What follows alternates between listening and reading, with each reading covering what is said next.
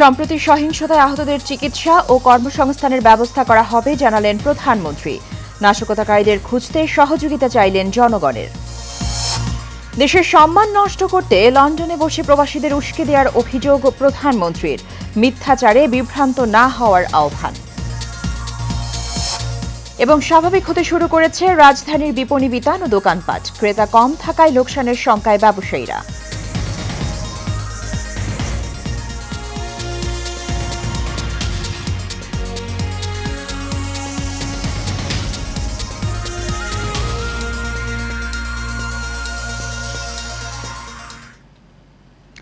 স্বাগত Asian prime নিউজে। দর্শক, সংবাদ জুড়ে সাথে আছি সুবর্ণা গোলন্দাজ।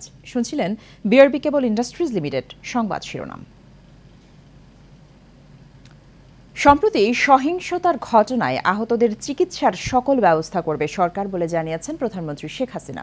বিকেলে ঢাকা মেডিকেল পরিদর্শন শেষে এসব কথা জানান তিনি। বলেন, আহতদের চিকিৎসা শেষে কর্মস্থলের ব্যবস্থা করে দেওয়া হবে। এ সময় সরকার প্রধান এই সহিংসতার সঙ্গে জড়িতদের খুঁজে বের করতে দেশবাসীর প্রতি আহ্বান জানান। বিস্তারিত নূর মোহাম্মদ ভুইয়ার রিপোর্টে। সাম্প্রতিক সময়ে সহিংসতার আহতদের দেখতে ঢাকা মেডিকেল কলেজ হাসপাতালে আসেন প্রধানমন্ত্রী শেখ হাসিনা। এ সময় তিনি মেডিকেলের বিভিন্ন ওয়ার্ড ঘুরে ঘুরে আহতদের খোঁজ খবর নেন এবং চিকিৎসকদের সব ধরনের চিকিৎসা নেওয়ার নির্দেশ দেন। হাসপাতাল পরিদর্শন শেষে হারানোর বেদনার কথা স্মরণ করে আবেগে আপ্লুত হয়ে পড়েন সরকার প্রধান। এতগুলি মানুষ, আমি তো আমার সব হারাইছি, বাবা আমার ভাই সব হারাইছি। আমি তো জানি মানুষের হারানোর বেদনা কি। আমার থেকে আর কেউ বেশি চায় না। আমি চাচ্ছিলাম দেশের শান্তি থাকবে, দেশের মানুষের উন্নতি হবে, দেশের মানুষ সুন্দরভাবে বাঁচবে। আমি সব দিকে ব্যবস্থা করেছি। আর মনে হলো যেন মানুষের সেবা করার যা যা সবই নষ্ট করবে, সবই ধ্বংস করে দেবে, সবই পোড়াবে। সাম্প্রতিক সময়ে সহিংসতার ঘটনায় আহতদের চিকিৎসার জন্য যা যা প্রয়োজন সবই করবে সরকার জানিয়ে প্রধানমন্ত্রী বলেন, আহতদের চিকিৎসা শেষে কর্মস্থলের ব্যবস্থাও করে দেওয়া হবে। তারা এই সুযোগটা নিয়ে, কোটা আন্দোলনের সুযোগটা নিয়ে সারা দেশব্যাপী এই ধ্বংসাত্মক কাজ করে যাচ্ছে। এদের মধ্যে কোনো মনুষ্যত্ব বোধ নেই, দেশের প্রতি কোনো মায়া মমতা নেই, দেশের প্রতি কোনো দায়িত্ববোধ নেই। আর মানুষকে মানুষ হিসেবেই গণ্য করে না। কারণ আমি নিজেই তো কতবার আমাকে মারার চেষ্টা করেছে, তারপরেও আমি সব কিছু ভুলে, সেই শোক ব্যথা, বাবা মা ভাই হারানোর শোক, নিজের উপরে এত বড় আঘাত, সব কিছু মোকাবেলা করে আমি দেশের জন্য কাজ করে যাচ্ছি না, যে মানুষ যেন ভালো থাকে। সরকার প্রধান অভিযোগ করেন, যারা এই ধ্বংসাত্মক কাজ করে যাচ্ছে এদের কোনো মনুষ্যত্ববোধ নেই, দেশের প্রতি কোনো মায়া মমতা নেই। চিকিৎসার জন্য যা যা প্রয়োজন সরকার করে যাচ্ছে এবং করবে। চিকিৎসা শেষে তাদেরকে অন্তত তাদের আয় রুজির ব্যবস্থা যাতে হয় সেটাও আমরা করব। কাজে আমি মানুষকে মানুষ হিসেবে দেখি। এখানে দল মত নির্বিশেষে সকলের জন্যই আমি কাজ করি। আমি যা করি সব মানুষের জন্যই করি। আমি এখানে কোনো এটা চিন্তা করি না কে আমার সমর্থন দেয় না দেয়, সেটা আমি চিন্তা করি না। সহিংসতার সঙ্গে জড়িতদের খুঁজে বের করতে দেশবাসীর প্রতি আহ্বান জানান প্রধানমন্ত্রী। আমি আমার দেশবাসীর কাছেই আমি এটুকু বলবো যে তাদেরই এই যারা অপরাধী খুঁজে বের করে দিতে হবে এবং সকলে ঐক্যবদ্ধ হতে হবে এই বর্বরতার বিরুদ্ধে। নূর মোহাম্মদ ভুঁইয়া, এশিয়ান টেলিভিশন, ঢাকা। দেশের সম্মান নষ্ট করতে এখনও ফোন করে লন্ডনে বসে বিশ্বব্যাপী প্রবাসীদের উস্কে দেওয়া হচ্ছে বলে অভিযোগ করেছেন প্রধানমন্ত্রী শেখ হাসিনা। সকালে ক্ষতিগ্রস্ত ভিটিভি ভবন পরিদর্শন শেষে তিনি এ অভিযোগ করেন। তার বক্তব্য বিকৃতভাবে উপস্থাপন করে আন্দোলন ভিন্ন খাতে নেওয়া হয়েছে বলেও জানান প্রধানমন্ত্রী। এ সময় অপপ্রচার ও মিথ্যাচারে বিভ্রান্ত না হওয়ার আহ্বান প্রধানমন্ত্রী শেখ হাসিনার। মোহাম্মদ শাহজাহানের ক্যামেরায় বিস্তারিত লাবণ্য ভুঁইয়ার রিপোর্টে। গেল 18 জুলাই বাংলাদেশে যেন এক তাণ্ডবের ভূমিতে পরিণত হয়। একের পর এক রাষ্ট্রীয় ভবনে হামলা চালানো হয়। দুর্বৃত্তদের দেয়া আগুন আর সন্ত্রাসের হাত থেকে রেহাই পায়নি রাষ্ট্রীয় টেলিভিশন বিটিভি। বিটিভি কেন্দ্রে আগুন দিয়ে ক্যামেরাসহ পুড়িয়ে দেওয়া হয় গুরুত্বপূর্ণ বহুমূল্যবান জিনিস। লুটপাট করা হয় অনেক যন্ত্রপাতি, পুরানো হয় 17টি গাড়ি, ভাঙচুর করা হয় 9টি গাড়ি। 2টি সম্প্রচার ভ্যান পুড়িয়ে দেয় দুর্বৃত্তরা। এছাড়াও আগুন দেওয়া হয় বিল্ডিংয়ের প্রতিটি ফ্লোরে। এটা কারোর পক্ষে সহ্য কর না। প্রধানমন্ত্রী শেখ হাসিনা বেশ অনেকটা সময় বিটিভির ধ্বংস স্তূপ পরিদর্শন শেষে কথা বলতে যেয়ে অনেকটা থমকে যান। বলেন, যা কিছু অর্জন তা এদেশের মানুষের জন্যই। এই সম্পদ যারা আজ নষ্ট করলো সেই বিচার এদেশের জনগণের কাছে তুলে দেন তিনি। যারা এদেশের মানুষের রুজির উপরে হাত দিয়েছে, রুজির পথ বন্ধ করে দিয়েছে, তাদের বিচার জনগণকেই করতে হবে। কারণ এদেশের জনগণই একমাত্র শক্তি। বিভ্রান্ত ছড়ায় কাউকে যেন কোনো রকম মিথ্যা অপপ্রচার চালিয়ে কাউকে যেন বিভ্রান্ত করতে না পারি। আসল সত্যটা জানুন, যারা এসবের সাথে জড়িত সারা বাংলাদেশের আনাচে গানাচে যে যেখানে আছে তাদের খুঁজে বের করুন এবং তাদের শাস্তির ব্যবস্থা করার জন্য সহযোগিতা করুন। আমি দেশবাসীর কাছে সেই আহ্বান জানাই। তারেক জিয়ার প্রতি ইঙ্গিত করে সরকার প্রধান বলেন, দেশের সম্মান নষ্ট করতে এখনো সক্রিয় রয়েছে সরকার বিরোধীরা। আরও দুঃখের বিষয় হলো, লন্ডন থেকে নির্দেশ যায় যেখানে যেখানে বাঙালি আছে সেখানে সেখানে আন্দোলন করতে হবে। আর এই আন্দোলন করতে যে তাদের অবস্থাটা কি, লন্ডনে আমাদের আওয়ামী লীগের উপর হামলা করলো, সেখানে পুলিশ এসে ওই বিএনপির 3 নেতাকে গ্রেপ্তার করেছে। হ্যাঁ, আমাকে গালি দিচ্ছে, দেশের বিরুদ্ধে তারা স্লোগান মিছিল, ওই দেশে আইন আছে, কেউ মিছিল করতে পারে না, কিন্তু তাদেরকে উস্কে দেওয়া হয়েছিল লন্ডন থেকেই যে মিছিল করতে হবে। তারা মিছিল করতে যে শুধু নিজেদের চাকরি বাকরি রুজি রোজগারের পথ যে হারালো তা না, আজকে যে বাঙালিরা ওখানে কাজ করে খায় তাদের মুখটা কোথায় থাকে। প্রধানমন্ত্রী বলেন, কোটা ইস্যুতে মুক্তিযোদ্ধার সন্তান নিয়ে যে বক্তব্য দিয়েছি তা বিকৃত করা হয়েছে। সারা বাংলাদেশটাকে একটা নরক বানানোর চেষ্টা। আমরা বাধ্য হলাম কারফিউ দিতে, বাধ্য হয়েছি সেনাবাহিনী রাখতে, কারণ মানুষের জানমাল রক্ষা করা এটা আমাদের কর্তব্য। আজকে মানুষের মাঝে স্বস্তি ফিরে এসেছে, কিন্তু এখন আবার কি, সেই মেট্রো রেল স্টেশন পুড়িয়ে দিয়েছে। যারা আজকে অল্প সময়ের মধ্যে এক জায়গা থেকে আরেক জায়গায় যেতে পারতো, আজকে সেটা বন্ধ। এর আগে বৃহস্পতিবার প্রধানমন্ত্রী রাজধানীর মিরপুর 10 নম্বরে ক্ষতিগ্রস্ত মেট্রো রেল স্টেশন পরিদর্শন করেন। রাষ্ট্রীয় প্রতিষ্ঠান বাংলাদেশ বিটিভি এখন ধ্বংসস্তূপে পরিণত। কোটা আন্দোলনের নামে কতিপয় দুর্বৃত্ত একের পর এক হামলা চালিয়ে নষ্ট করেছে বহুদিনের পুরনো ঐতিহ্যবাহী দলিল, তথ্য, ছবি। বাংলাদেশের 53 বছরে এমন দুঃস্বপ্ন এ জাতি কখনো দেখেনি, আর ভবিষ্যতেও এদেশের মানুষ কোনোভাবেই এমন দুর্বৃত্তায়ন আর দেখতে চায় না। এদেশের মানুষ উন্নয়ন আর অগ্রযাত্রায় এগিয়ে যেতে চায় দুর্দান্ত গতিতে। সকলে মিলেই বাংলাদেশ এটাই যেন সত্যি হয়। লাবণ্য ভুইয়া, এশিয়ান টেলিভিশন, ঢাকা। শিক্ষার্থীদের আন্দোলনে ভর করে দেশ জুড়ে যে তাণ্ডব হত্যাযজ্ঞ চালানো হয়েছে তার দায় বিএনপি ও জামাতের। এই দায় থেকে বাঁচতে বিএনপি এখন আন্তর্জাতিক তদন্ত দাবি করছে বলে মন্তব্য করেছেন আওয়ামী লীগের সাধারণ সম্পাদক ওবায়দুল কাদের। সকালে ধানমন্ডির দলীয় কার্যালয়ে আয়োজিত এক সংবাদ সম্মেলনে তিনি এসব কথা বলেন। সড়ক পরিবহন ও সেতুমন্ত্রী বলেন, কোনো হত্যাই সরকার সমর্থন করে না। শিক্ষার্থীদের কোটা সংস্কার আন্দোলন ঘিরে সংগঠিত প্রতিটি হত্যাকাণ্ডের বিচার বিভাগীয় তদন্ত ও বিচার হবে। যারা সহিংসতা চালিয়েছে তাদের বিরুদ্ধে আইনি ব্যবস্থা নেওয়া হবে। ওবায়দুল কাদের আরও বলেন, ৭১-এ যেভাবে হত্যাযজ্ঞ চালানো হয়েছিল একই কায়দায় সারা দেশ থেকে রাজধানীতে সুইসাইড স্কোয়াড ঢুকিয়ে নজিরবিহীন ধ্বংসলীলা ও লুটপাট চালানো হয়েছে।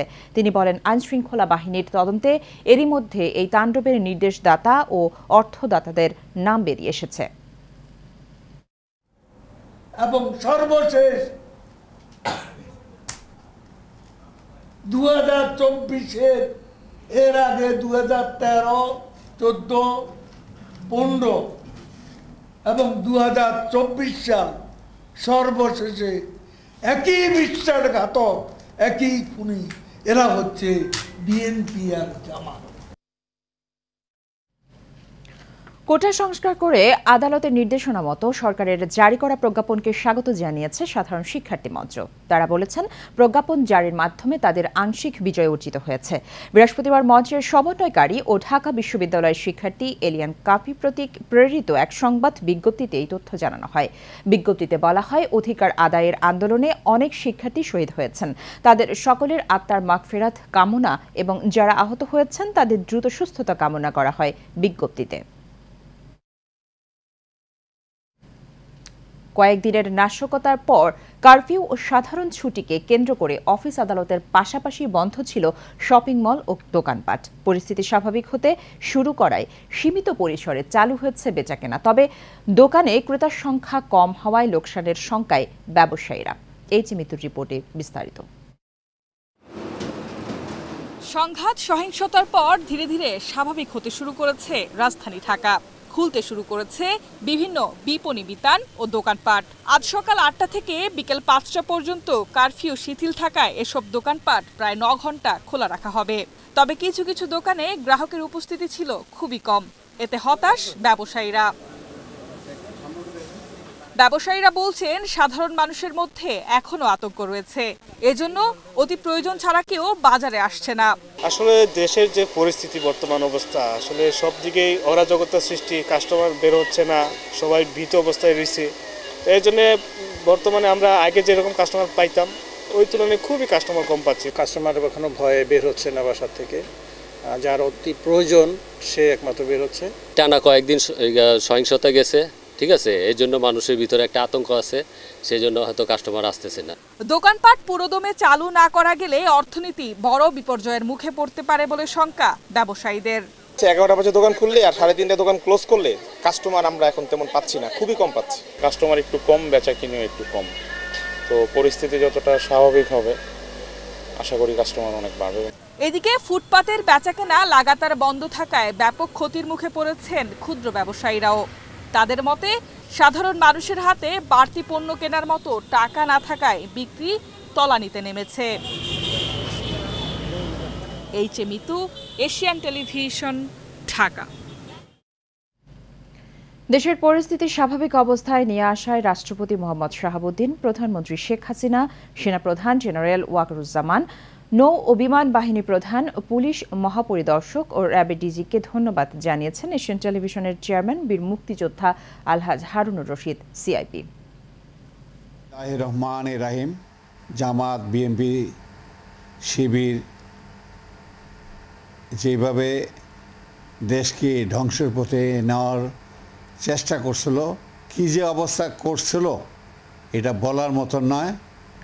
মানুষ যে ক্ষতিপূরণ হয়েছে, আমার মনে কয়েক হাজার কোটি টাকার ক্ষতিপূরণ হয়েছে। যাই হোক, মাননীয় প্রধানমন্ত্রীকে জানাই ধন্যবাদ। আপনি যোগ্য সময় মতন আপনি সিদ্ধান্ত নিয়েছেন, সিদ্ধান্তের জন্য আমি হারুন এশিয়ান টিভির পক্ষ থেকে জানাই ধন্যবাদ। এবং জানাই ধন্যবাদ বাংলাদেশ সেনাবাহিনীর প্রধানকে, পুলিশ প্রধান, আনসার প্রধান, র্যাব প্রধান, সকলকে জানাই আন্তরিক এশিয়ান টিভির পক্ষ থেকে ধন্যবাদ জানাই।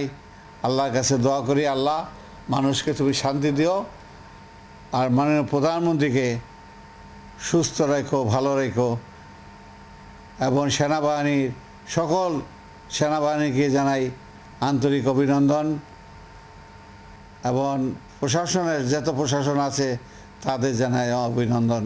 খোদা হাফেজ, খোদা হাফেজ। জয় বাংলা, জয় বঙ্গবন্ধু।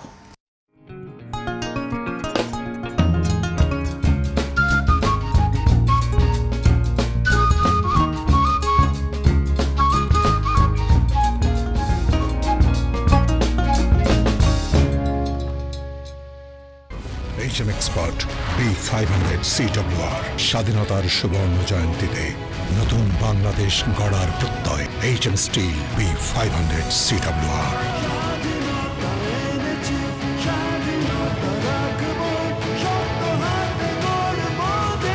HM Steel।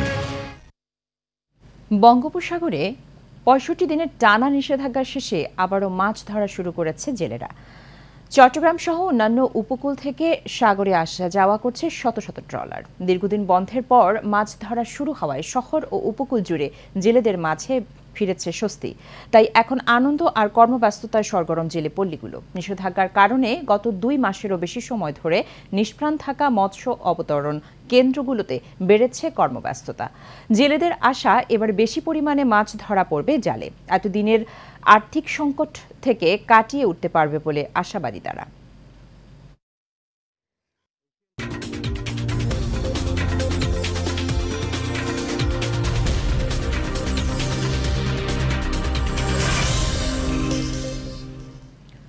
নারী এশিয়া কাপের প্রথম সেমিফাইনালে বাংলাদেশকে 10 উইকেটে হারিয়ে ফাইনালে ভারত।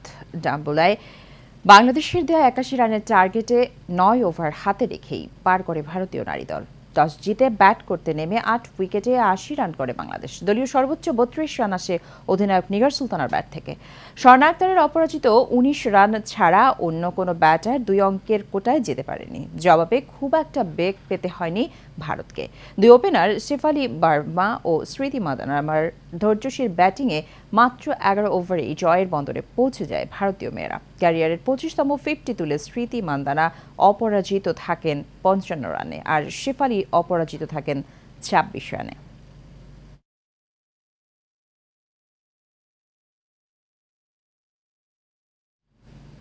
শেষ করব এশিয়ান প্রাইম নিউজ। তার আগে বিআরবি কেবল ইন্ডাস্ট্রিজ লিমিটেড সংবাদ শিরোনামগুলো জানিয়ে দেব আরও একবার।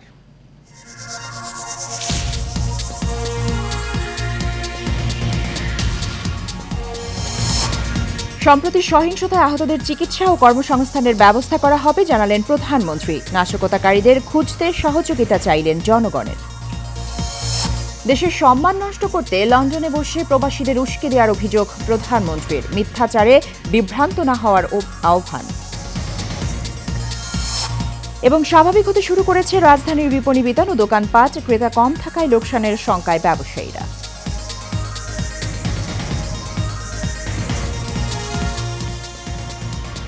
এশিয়ান প্রাইম নিউজ এ পর্যন্ত। আমাদের পরবর্তী সংবাদ দেখার আমন্ত্রণ রইল। ধন্যবাদ সাথে থাকার জন্য। আল্লাহ হাফেজ।